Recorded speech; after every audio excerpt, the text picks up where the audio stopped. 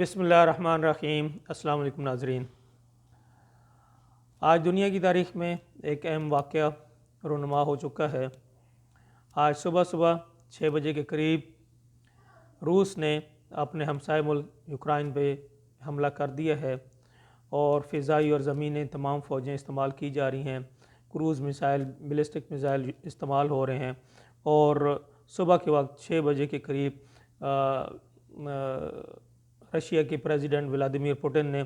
یہ بیان دیا تھا کہ میں نے فوجی آپریشن کا فیصلہ کر لیا ہے۔ دوسری طرف یہ بھی آپ کے علم میں ہے کہ اس وقت پاکستانی وزیر اعظم عمران خان بھی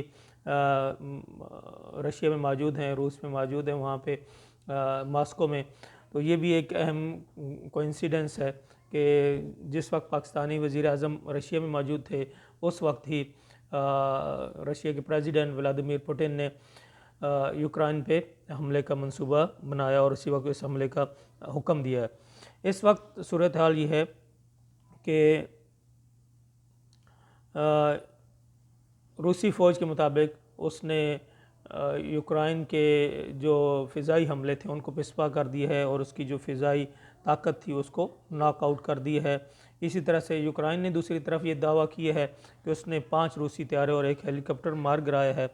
اور ساتھ ہی یوکرائن کے جو وزیر خارجہ ہیں انہوں نے دنیا سے یہ مطالبہ کیا ہے یا ان سے یہ اپیل کی ہے کہ دنیا ولادیمیر پوٹن کو اس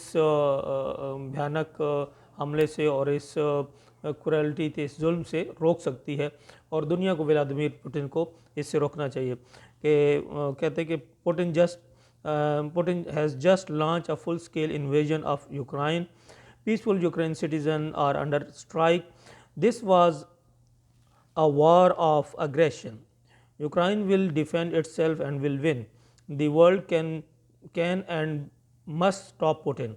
The time to act is now. کہ دنیا کو اس وقت عمل کرنا چاہیے اور رشیا کو، پوٹن کو اس حملے سے روکنا چاہیے۔ اب یہاں پہ یہ بڑی صورتحال اہم ہے کہ اس وقت پاکستانی وزیر اعظم روس میں موجود ہیں اور وہ وہاں پہ کیا موقف اپناتے ہیں۔ ابھی تک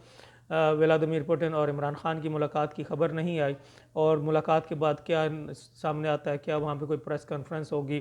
اور جو میٹنگ ہوگی اس کے جو کنٹینٹس ہیں، جو باتیں وہاں ڈسکس ہوں وہ سامنے آتی ہیں یا نہیں۔ آیا پاکستان رشیا کے اس ایگریشن کو سپورٹ کرنے جا رہا ہے یا نہیں کرتا؟ کیونکہ اگر پاکستان رشیا کے اس ایگریشن کو سپورٹ کرتا ہے تو اس کا مطلب کہ کوئی بھی طاقتور کسی کمزور ملک کے اوپر حملہ کر دے، چڑھائی کر سکتا ہے۔ تو یہ ایک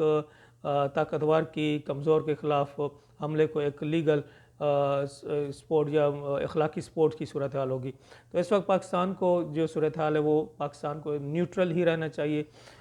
اس حملے کے کیس میں، اور زیادہ بہتر پوزیشن تو یہی ہے کہ جو مورالٹی کہتی ہے کہ کسی کا طاقتور کو کسی کمزور ملک پہ حملہ نہیں کرنا چاہیے۔ دوسری طرف جو مختلف شہر ہیں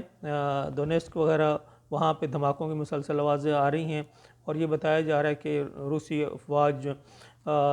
یوکرائن کی جو ملٹری انفراسٹرکچر ہے ان کو تباہ کر رہے ہیں، ان کو نشانہ بنا رہے ہیں، اور ساتھ ہی یوکرائن کے پریزیڈنٹ نے پورے ملک میں مارشل لاء کا اعلان کر دیا ہے، اور اس وقت انہوں نے یہ کہا ہے کہ پورے رشیا پہ، پورے یوکرائن پہ رشیا کی طرف سے اٹیک آ رہا ہے، ملٹری ان کی اٹیک کر رہی ہے، یہ یوکرائن کے پریزیڈنٹ کہہ رہے ہیں، اور اس وقت مختلف علاقوں میں دھماکوں کی آوازیں آ رہی ہیں، لیکن ہم اپنے ملک کو ڈیفینڈ کریں گے۔ ساتھ ہی انہوں نے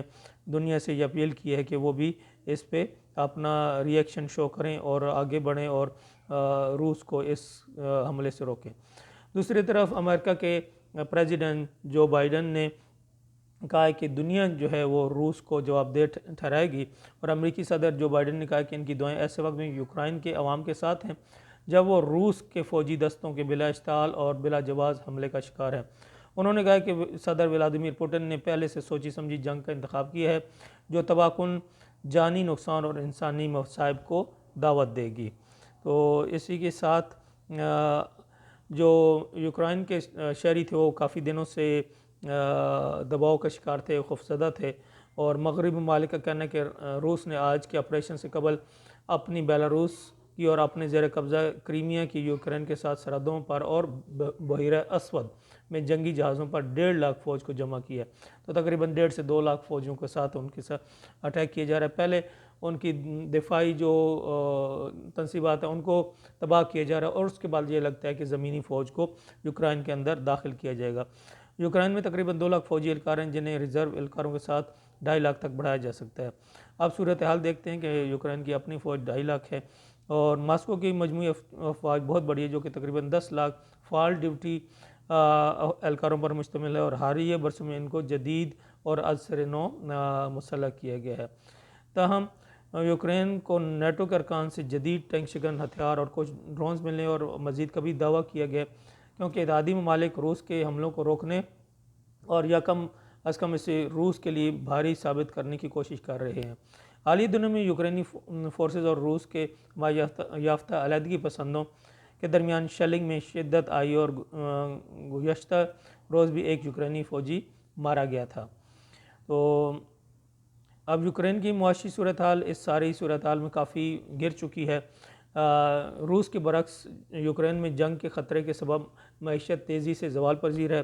اور ایک ایک کر کے کیف میں سفارت خانے اور بین الاقوامی دفاتر بند ہو گئے ہیں۔ یوکرین آنے والے طیاروں کو کور کرنے والے انشورنس کمپنیوں نے کی ہچکچاہٹ کی وجہ سے پروازیں منعقد جو مختلف پروازیں تھیں وہ منسوخ ہو چکی ہیں۔ کروڑوں ڈالر کی جو سرمایہ کاری تھی وہ ختم ہو چکی ہے۔ یوکرین کی معیشت پر دباؤ ڈالنا عدم استحکام کا ایک حربہ ہے، جسے حکومت ہائبرڈ جنگ کے طور پر بیان کرتی ہے، اور اس کا مقصد ملک کو اندرونی طور پر نشانہ بنانا ہے۔ اب یہاں پہ دیکھنا ہوگا کہ نیٹو اور امریکہ کس طرح سے ریئیکٹ کرتے ہیں، اور وہ اس ایگریشن میں یوکرائن کے ساتھ کیسے کھڑے ہوتے ہیں۔ عام طور پہ یہ دیکھا گیا کہ نیٹو، یورپ اور امریکہ جب کمزور مسلمان ممالک پہ حملے ہوتے تھے تو یہ فوراً اٹیک میں شامل ہو جاتے تھے، کیونکہ ان کو یہ معلوم ہوتا تھا کہ مسلم ممالک کے پاس نہ تو دفاعی فضائی طاقت موجود ہے اور نہ ہی زمینی طور پہ، تو یہ فوراً اٹیک کرتے تھے، اور بے گناہ مظلوموں کو لاکھوں کے حساب سے شہید کیا گیا، ان کو مارا گیا۔ لیکن اب صورتحال یہ ہے کہ اب دیکھنا ہوگا کہ یورپ اور نیٹو اور امریکہ اس ساری صورتحال میں کیا صورتحال اختیار کرتے ہیں، کیونکہ آگے جو اب کنٹری ہے جس کے ساتھ انہوں نے مقابلہ کرنا ہے وہ ایک نیوکلیئر پاور ہے، اور ایک بڑی فوج رکھتا ہے، اور ایک سٹرونگ کنٹری ہے جو کہ سابق USSR سوویت یونین ہے۔ اب دیکھنا ہوگا کہ اب یہ کنٹریز کیسے اپنے مسلز دکھاتے ہیں، اور کیسے، کیونکہ کمزور کے خلاف تو لڑنا بہت ایزی ہے، کمزور کو دبا لینا، کمزور پہ اٹیک کر لینا، اسے اپنے غیظ و غضب کا شکار بنانا بہت ایزی ہے۔ لیکن اب دیکھنا ہوگا کہ امریکہ اور اس کے اتحادی تمام کے تمام رشیا کے ایگریشن کو کیسے روکتے ہیں۔ دوسری طرف اب مسلم ممالک کا جو بلاک ہے، جس میں اکثر مسلم ممالک تو اس صورتحال میں نہیں ہے کہ وہ اس جنگ میں کسی طرف حصہ لے سکیں، لیکن خاص طور پر پاکستان، ایران، ترکی اور دوسرے ممالک جو ہیں مین، جو ایک بڑی مصر وغیرہ، تو ان کی صورتحال کیا ہوگی۔ اس ساری صورتحال میں میرے تجزیے کے مطابق مسلم بلاک کو مکمل طور پہ لا تعلق رہنا چاہیے اور انڈیپینڈنٹ رہنا چاہیے۔ اس جنگ کو کہ یوکرائن اور رشیا کی جنگ کو رشیا، نیٹو اور امریکہ ان کو سیٹل کرنے دینا چاہیے، کیونکہ جب بھی مسلم ممالک کے مسلم ریجن پہ، مسلم بلاک پہ مشکل وقت آیا، یہاں پہ جنگیں مسلط کی گئی، تو یہ تمام خطے لا تعلق رہے، جیسے کہ مختلف ممالک میں مختلف جگہوں پہ ان لوگوں کی انٹرفیرنس رہی۔ تو اب اس ساری کی ساری صورتحال میں ہم یہ سمجھتے ہیں کہ مسلم ریجن کو اس ساری جنگ سے لا تعلق رہنا چاہیے، اور جو اس سے ڈائریکٹ ایفیکٹ ہیں وہ اس کو سنبھالیں اور اس معاملے کو دیکھیں۔ بہرحال دوسری طرف یہ اگر جنگ قابو نہیں ہوتی اور نیٹو بھی اس معاملے کے اندر داخل ہوتا ہے، تو پھر ایک بہت بڑی عالمی جنگ کے امکانات پھر موجود ہیں، اور تیسری عالمی جنگ کی طرف جانے کا امکان ہے۔ تقریباً آپ کہہ لیں کہ دوسری عالمی جنگ کے تقریباً آپ کہہ لیں کہ 60 سے 62 سال بعد ایک اور نئی جنگ کا امکان آ رہا ہے، اور اس وقت کی جو صورتحال ہے، سوفسٹیکیٹڈ ایکوپمنٹ ہیں، نیوکلیئر پاورز ہیں، تو خدا نخواستہ اگر یہ جنگ بڑھتی ہے تو اس کا دنیا کے معاملات پہ بہت زیادہ ایفیکٹ ہوگا، اور بہت زیادہ تباہی اور بربادی کا ایک سینیریو بن رہا ہے۔ اب اس میں ہم دعا کر سکتے ہیں کہ اللہ تعالیٰ تمام انسانیت کو اپنے حفظ و امان میں رکھے اور اس تمام معاملے کا کوئی پرامن حل نکالے، اور اس میں جو طاقتور ممالک ہیں ان کو کمزور ممالک کو دبانے کی جو پالیسی ہے اس سے رکنا چاہیے تاکہ دنیا میں امن قائم ہو۔ اجازت دیجیے، السلام علیکم۔